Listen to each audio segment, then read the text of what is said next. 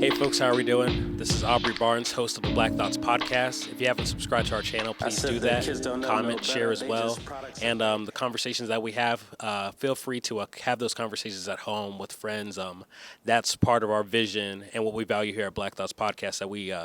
take the content that we talk about and it's taken to a greater sphere of influence. So if you guys haven't heard yet, this past week we had a issue happen in the Quad Cities where a church in Bettendorf, Pleasant Valley Baptist Church, had a forum under the Scott County Republican Party, which is a teen club, pretty much a club for high schoolers.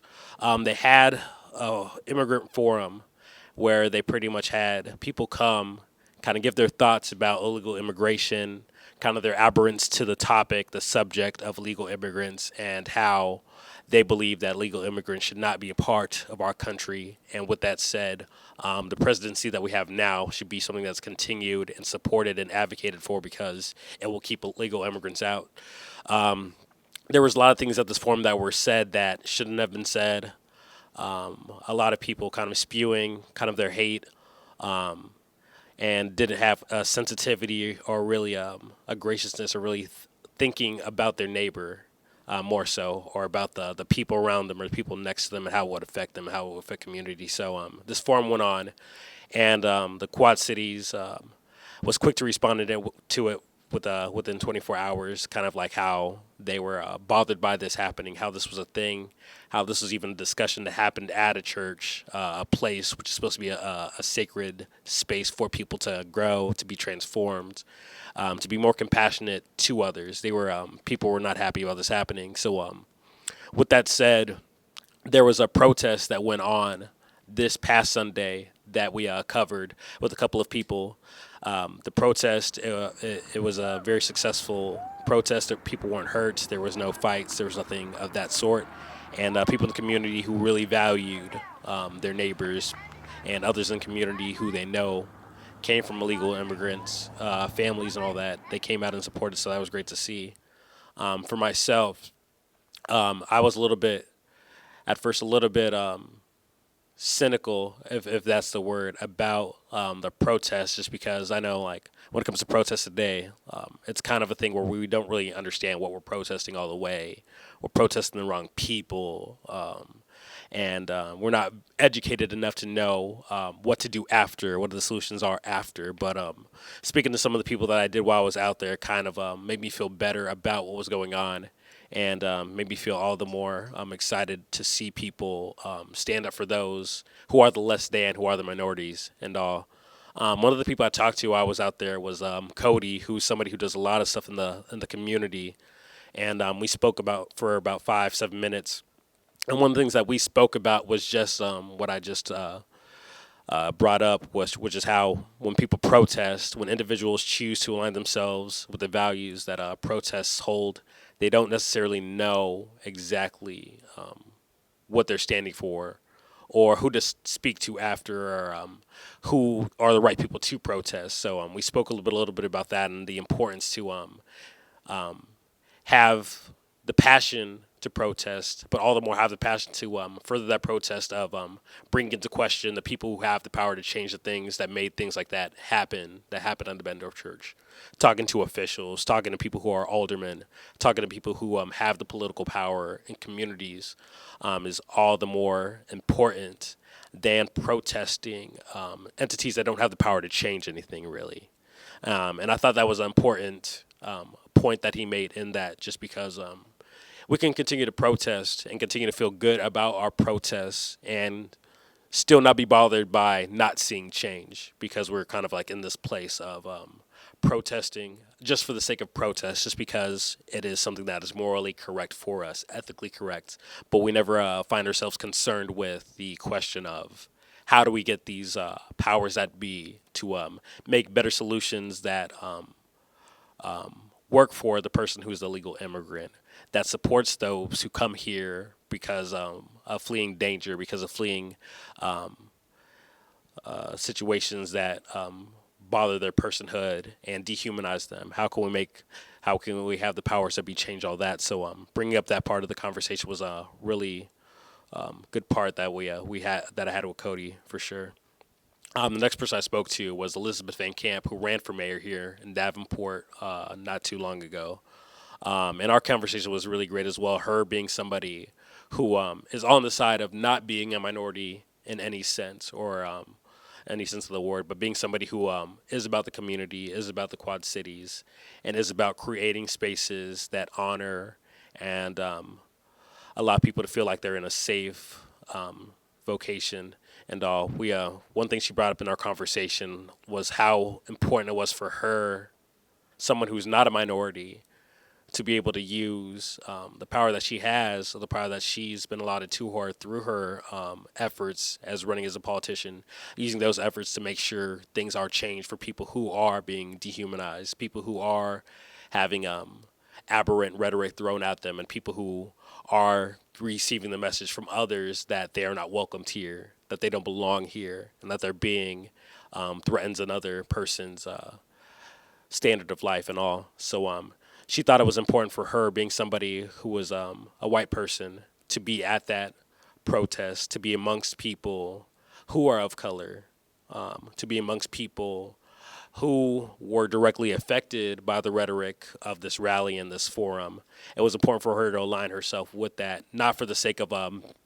any hero complex or white savior complex, but for the sake of aligning herself with something that she is foreign to her. And because it's foreign to her, she wants to understand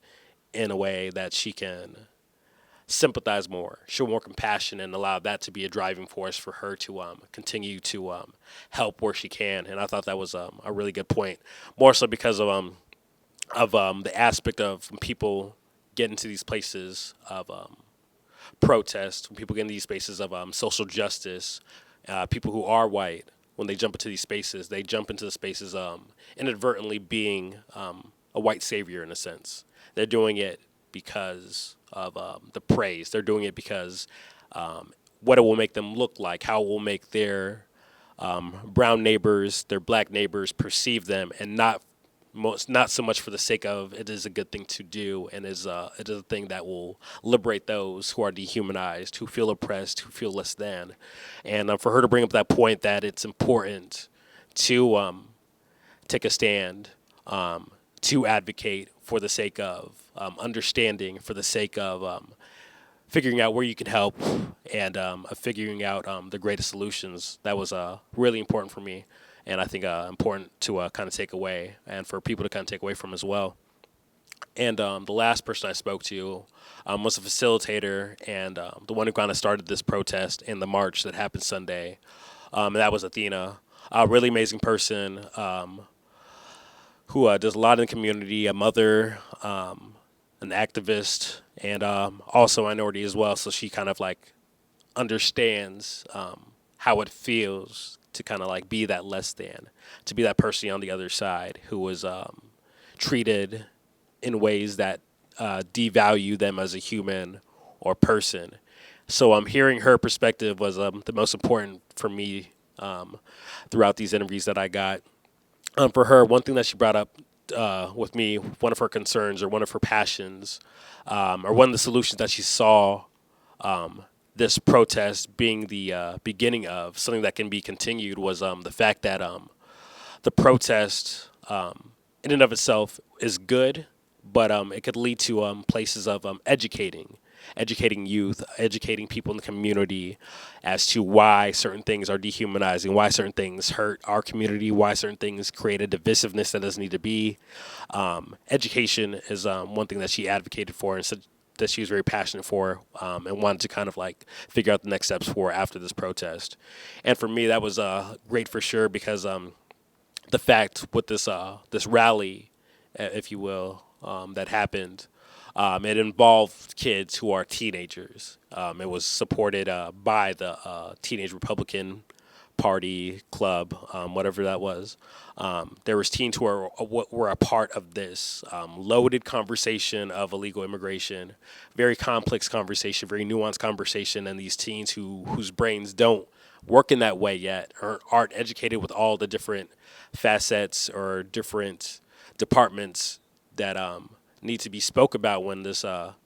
topic of immigration comes up, they kind of jump into these conversations blindly, only knowing maybe what was told to them by their parents, what was told to them by their peers who believe the same things that they believe, but they're never really educated or pushed or challenged to think on the other end, think the what ifs, think the if this happens, what if this happens, or think about even the simple things of putting themselves in the shoes of those people who are illegal immigrants. So for me, looking at the situation and seeing it as kind of a product of not educating people, not allowing people to ask questions, not allowing people to be challenged with questions, not giving people an honest history, whether that be statistics or just American history and how things work in America when it comes to the mistreatment and the dismissal of those in minority communities. And the solution with that, creating a space where people can learn and can ask questions and can honestly examine certain things and grow from there, and allow their minds to challenge nuance a little better was very important to me. So I definitely agreed with her with the aspect that education is definitely needed, like in these situations when you have people who are on dual sides of duality of saying this side's right or this side's right, but never asking the questions that have nuance or have complexes and all that. So speaking to her was really great, and hearing her perspective in that of how education is ultimately the way to kind of see these things happen less and less, for allowing communities to become more inclusive and allowing divisiveness to be less of a thing, was great to kind of hear as somebody who's going to school as an educator and who's growing as an educator himself now, with what I do as like a creative arts instructor and all that. So the interviews were definitely great, and just being in the presence of this protest and really kind of seeing what was going on was a great opportunity for me, and kind of showed me where a lot of people are in the community, or a lot of people are at in the community when it comes to this topic, and how they respond to things in the community that happen this way as well. Another thing that happened at this protest, which I thought was interesting, was getting there. I ran into a friend who went to the church, who goes to church right now, that had the forum and all that. So I was able to speak with him a little bit and talk to him about everything, and just being in that space of like speaking to somebody who you have great regard for, have known for X amount of years, and seeing them on the other side of a conversation that that kind of brings animosity, that brings divisiveness, I thought would be a challenge for me for sure. But I kind of just brought myself to this place of like understanding that if I allow myself to be like, allow this conversation to be, or allow this topic, or whatever you would call it, to be a reason why I should not talk to this person, then that kind of cuts off a bridge that can be built, and kind of a stepping stone to building an inclusive community as we want. So just being in the midst of a friend who was on the other side of like being for kicking out immigrants, dehumanizing immigrants, and still being able to have civil conversation with them, and kind of process myself what that kind of looks like to engage with people who disagree with me or have thoughts that are completely different from my thoughts. It was really vital for me to kind of have that conversation as well. Yeah, so in the midst of all this that has like happened locally with the immigration forum and the protest and everything that continue to come out of it, I asked myself a question, like in conversation, really was, and that was, who's responsible, like for this ultimately, right? Like, is the church really responsible for this event? And I asked that because information came out later from the church, and there's also a clip out there of one of the church's speakers coming out to speak with the protesting group and kind of like cover for the church. I shouldn't say cover, but kind of like advocate for the church, saying that they didn't know that this person was coming, and this person, as in Nick Fuentes, who is a very is a speaker who's known to be against illegal immigrants and the whole idea of immigration and immigrants coming over here undocumented and all. So the church speaker was saying how the church didn't know that speaker was coming, and because of that, they kind of were put in a bad situation. And for me, listening to that and seeing that, and kind of also noticing that, like, even at the protest, right, and even